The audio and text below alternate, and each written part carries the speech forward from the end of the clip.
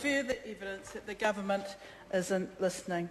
It's not listening to its support parties. Ask the Māori Party. Everything that they've suggested around Māori representation, totally ignored. Now, I'm pleased that the Māori Party is not voting for this bill because they know that even though they represent the voice of Māori, or they say they do, they haven't been able to convince this government to give Māori representation on the most significant reorganisation of Auckland City in the last 20 to 25 years, and that is really a telling thing. This government is not listening to its own local members. Ask Paul Hutchinson. In Franklin District, scores and scores of people turned out to public meetings to voice their opposition to the way in which this government was ramming through its proposals towards a super city. Why? Because they knew that their special and unique identity out there in Franklin would be lost in the ether with ramming ahead these types of changes. So the government's not even listening to its own local members. He could well be gone by the next election. That's certainly what his own constituents are saying, and he should be concerned. This government isn't listening, most importantly, to everyday Aucklanders. People who live across the whole of the Auckland city who have said, too fast, too soon, let us have a say, why don't you listen to us? And what has the government done? What has this minister done? Absolutely rammed through a proposal that just doesn't fit right with what really are in the hearts of Aucklanders. They want local democracy. They want a way in which their voice can be heard, but more importantly, expressing that in a way that it can then be responded to. Do we really think that local boards will respond to the local concerns of Aucklanders? Well, people out there in Auckland think not. And as I say, scores and scores of people turned out to public meetings in Manurewa, in Papakura, in the Franklin District, those parts of my electorate, to voice their opposition to these plans. And what were they saying? There was no real cost of what the transition would be. Nothing spelled out to citizens and ratepayers in Papakura and Franklin. They wanted to know about the true cost of moving towards a super city structure. Will their rates increase? If so, by how much and when? Really, really sensible questions, questions that should have been answered at every point in which this proposal was being touted by National Party government MPs in terms of their promoting of the super city structure. What else did they say? They were given no real explanation about whether or not the protection of public and local assets would be achieved through the transition. And many people were concerned about things like their local parks. What would be the status of them? Regional parks if they were in their areas.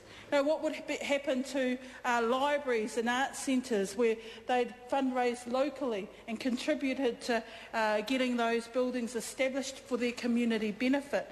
No real answer from the government at any point when they were promoting this proposal. No real acknowledgement that local voices would be heard on local boards, or whether the boards had any real power to respond. They still aren't sure. In fact, none of their concerns in these three areas have been allayed at all by the responses from the government. However, there was a real sense that the great loss to distinct communities like Manurewa, like Papakura, like Franklin District, would be morphed by the super city identity. Morphed by the super city identity and a sense of dominance at the centre. A sense that the motivation of the super city was around money, not people. Around money, not people. Not once did any government member, in proposing the super city reorganisation, not once did they show or demonstrate how social issues would be addressed.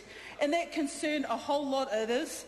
Nikki Kay says it's not true. I challenge her to turn up into some of her communities in Auckland City and respond to the concerns that they raise around how social cohesion would be achieved in a super city structure. Take crime. How would that be addressed in the super city structure? Debate that, Nikki Kay and her electorate. Because citizens across all of Auckland were asking these very things. Labour is ambitious for Auckland City. It is the biggest international city that we have in this country, and we are ambitious. We know that more needs to be done. We agree. Yes, we do. We agree that a better governance structure can be achieved so better decisions can be made. Better decisions like planning for infrastructure investment, long-term growth strategies, urban design, social inclusion response plans, utilities management plans. Mr Chairman, those are some of the things that we understand and acknowledge need to be done for Auckland.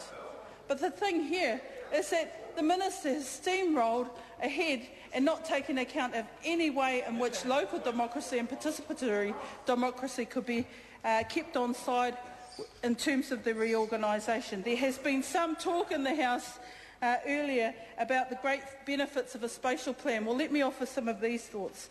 There is a strong feeling that infrastructure and information required to inform spatial plans is quite a difficult task, and in fact will include a number of layers. But let me lay out an example as it applies to concerns raised by Māori. An effective spatial plan would take into account a wealth of information accumulated by a number of councils on issues like heritage sites, wāhi tapu, sites of significance. Underpinning that information would be the types of tangata, the range of tangata whenua groups that would be consulted when they're trying to deal with these types of issues. There's been no sense of how, in the transition, all that information across a number of councils will be compiled and then move across into a spatial plan. It will take time. People know that. But what they don't know, and certainly tangata whenua groups, they don't know at all whether or not their relationship that has currently been accorded at a local council level will transfer across to the super city. There is no sense of that.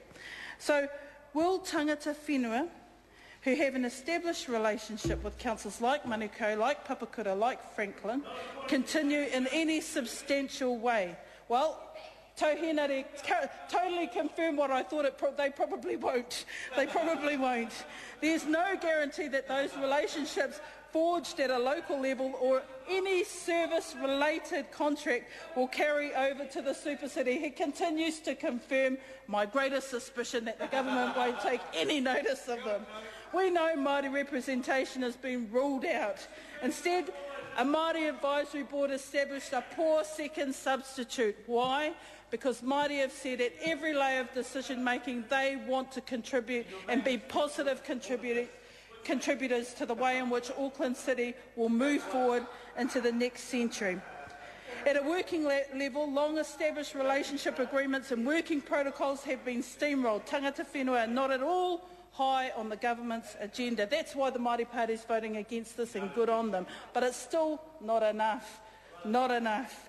Because even with the demographic profile changing in Auckland, there will be more Māori, more Pacific, more ethnic people. The government has stood back and said, well, you know, lo and behold, we don't want anyone represented on the council, but we'll have advisory boards. We're happy with that. Well, we say let's give everybody a fair shot at it and let them have a say on the way in which Auckland's going, and the government should really stand up on that front. But I want to offer a rural perspective, especially for the Papakura and Franklin parts of my electorate that will be washed up in this. Now, I see the Honourable Member Paul Hutchinson over there, and he will know exactly what I'm saying. Franklin punches well above its weight in terms of its contribution to Auckland City. It is considered the food bowl of Auckland, and they want to preserve their identity. They want to preserve the way in which they can make a contribution to the economic growth and opportunities that are in Auckland, but they want to preserve what is unique about them, their rural provincial lifestyle. They fear that that will be lost in the super city structure. They fear that their voice, their rural voice, their one lone rural voice, will be morphed by the many other voices that are on the council. And they are concerned, and they are holding their member, Paul Hutchinson, to account for whatever bad outcome will emanate from the super city structure. And they have said he should be very careful at the next election. But hey, they've said it, not me. He should be worried. But the more importantly, the fact of the matter is that Franklin is now split between Auckland, between Hauraki District and between the Waikato District. And many members of the Franklin District are saying our natural communities of interest are actually aligned to one another. You know, Pukekohe and Tuakau, we go to each other's areas to shop. You know, our kids go to schools either in Pukekohe and Tuakau, and we live, you know, not too far apart. Yet, if you look at the way in which the reorganisation has taken place, there is a deliberate spirit between Pukekohe and Tuakau. People aren't comfortable with that. They know it will fundamentally change